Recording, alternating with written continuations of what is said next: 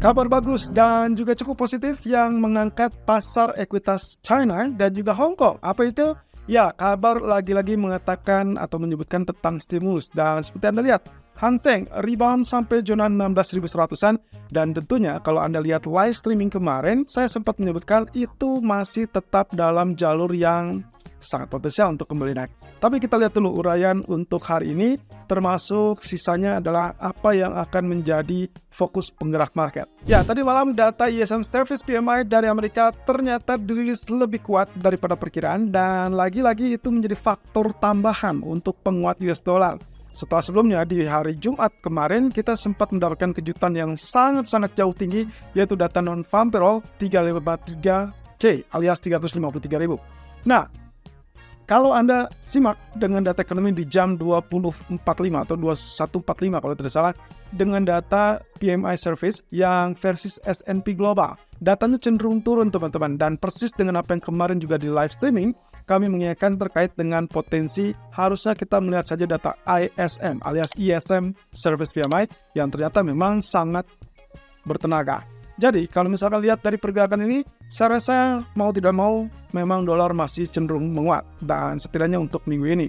Cuman masalahnya adalah dari China. Lagi-lagi fokusnya adalah menjelang Imlek dan kita tidak tahu apa yang akan diprogramkan atau yang akan dilakukan oleh pemerintah China. Tapi dalam hal ini, setelah minggu lalu, Bloomberg mengatakan bocoran terkait dengan adanya potensi stimulus fiskal senilai 2 triliun yuan alias 248 miliar dolar akan segera meluncur untuk menyelamatkan ekonomi China dari keterpurukan. Tapi sampai detik ini belum ada realisasi. Tapi pagi tadi ada kabar yang cukup mengejutkan dan juga ya bisa dibilang mungkin memberikan harapan yang lebih besar kembali.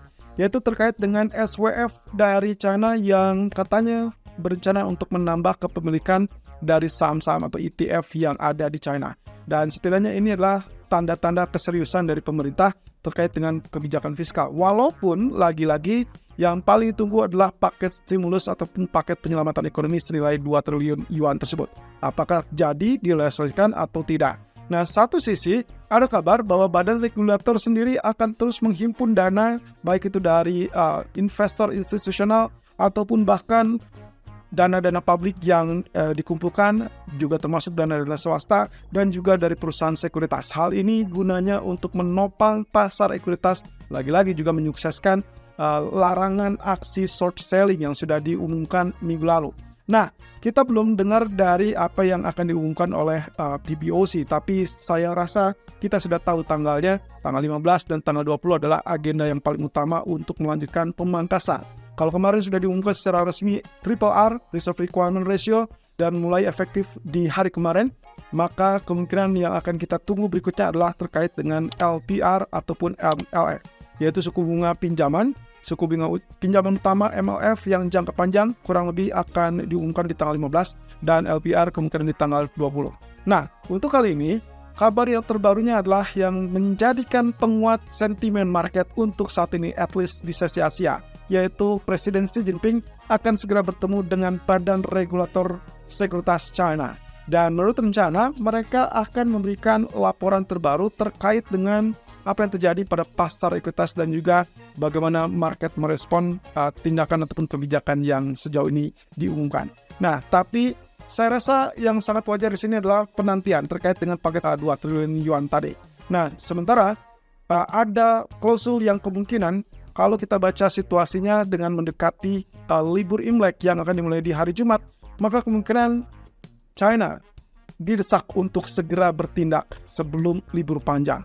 Jadi sekedar mengingatkan, pasar ekuitas China itu akan libur panjang at least sampai 1 minggu setelah Imlek. Jadi ini yang akan menjadi belenggu ataupun mungkin desakan bagi pasar. Nah, tapi kalau misalkan kelihatan seperti ini, saya rasa nanti mungkin di sesi siang hari atau bahkan sore hari kita akan mendengarkan kabar lebih lanjut apakah yang akan dilakukan. Sejauh ini tidak ada agenda untuk menambahkan paket stimulus atau apapun. Jadi kita tinggal tunggu saja apakah benar paket senilai 2 triliun yuan atau mungkin ada tambahan atau bahkan sedikit di bawah 2 triliun yuan. Tapi yang jelas Hang Seng sudah mulai bergerak dan harusnya Anda sudah mulai beraktivitas, sudah mulai mengincar zona buy yang persis dengan trading plan yang pernah kami share di awal tahun. Jadi tunggu apa lagi teman-teman? Ini adalah kesempatan Anda untuk mendulang kesempatan juga. Setidaknya kalaupun kita mengincar Imlek, masih ada waktu 2 atau 3 hari ke depan untuk Hang Seng. Karena Hang Seng di hari Jumat akan buka 1 sesi saja. Nah, setelah itu kita akan lihat apakah imbas dari kebijakan Cina ini akan bertahan lama apa tidak. Yang jelas ada tim nasional yang pernah saya singgung.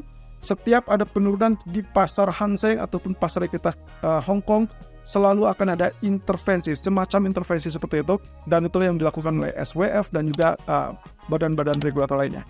Nah, hal ini tentunya akan relatif bersifat sementara, kecuali kalau misalkan betul-betul pemerintah China-nya mendukung dengan paket stimulus fiskal dan bank sentralnya PBOC melanjutkan dengan dukungan pemangkasan suku bunga kredit. Jadi keduanya itu wajib berkolaborasi supaya setidaknya ada pantulan yang sangat menyenangkan tentunya, dan demand harusnya meningkat, aktivitas ekonomi meningkat, dan akhirnya pasar saham pun akan melejit. Dan menurut agenda, Alibaba kemungkinan besok akan melaporkan hasil penjualannya, dan kemungkinan diperkirakan juga akan melakukan buyback atau mungkin penambahan kepemilikan modalnya. Nah, kalau ini yang terjadi teman-teman, harusnya Hang Seng akan tetap mengalami kenaikan, dan terutama dari Kamis kita mungkin akan lihat data inflasi China yang akan menjadi pelucut bagi pemerintah China untuk segera bertindak. Nah, terakhir, kira-kira fokus marketnya apa ya? Untuk saat ini kalau misalkan kita asumsikan bahwa dolar menguat, yes, itu yang masih akan tetap terjadi karena berhubung tidak ada data ekonomi yang cukup penting signifikan setelah tadi malam ISM, maka kemungkinan sisa minggu ini relatif akan bertahan pada isu-isu yang sentral. Salah satunya adalah terkait dengan apa yang dilakukan China. Kalaupun misalkan kita asumsikan seasonal event terkait dengan Imlek, maka saya lebih optimis bahwa kemungkinan emas lah yang akan berpotensi naik, lalu kemudian ada indeks saham Hang Seng yang kemungkinan juga akan terdorong dengan ekspektasi tersebut. Dan tentunya kalau kita perhatikan mungkin dolar masih akan setelah itu baru dia akan menguat kembali. Tapi jangan lupakan bahwa minggu depan adalah topik utama kita inflasi. Jadi untuk minggu ini dan juga terutama untuk hari ini, saya rasa sisanya terfokus dengan China. But anyway, data ekonomi untuk hari ini relatif sepi. Dan saya cuma melihat construction PMI dari Inggris dan juga factory orders dari Jerman. Sementara untuk malam hari, kita hanya terfokus dengan FOMC member Mester Speaks dan juga ada Kaskari. Cuman sayangnya, Mester ini ternyata tidak menjadi salah satu pejabat untuk voting di tahun ini. Tapi tidak apa-apa, setidaknya pandangan ataupun outlook dari seorang Mester, Loretta Mester, nah ini akan memberikan gambaran yang paling jelas. Apakah memang layak untuk menunggu sampai setelah bulan Mei atau masih ada harapan untuk itu? Walaupun kalau kita lihat dari CME Fed Watch List kemarin sudah jelas harapan untuk bulan Maret sepertinya sudah terkikis. Tapi jangan salah, apapun bisa terjadi dalam waktu singkat, 1-2 bulan ke depan kita masih punya data-data ekonomi termasuk inflasi minggu depan, non-farm payroll bulan depan, dan juga termasuk inflasi CPI. Nah, jadi intinya semua masih tetap sensitif terhadap data dan jangan lupakan risk management.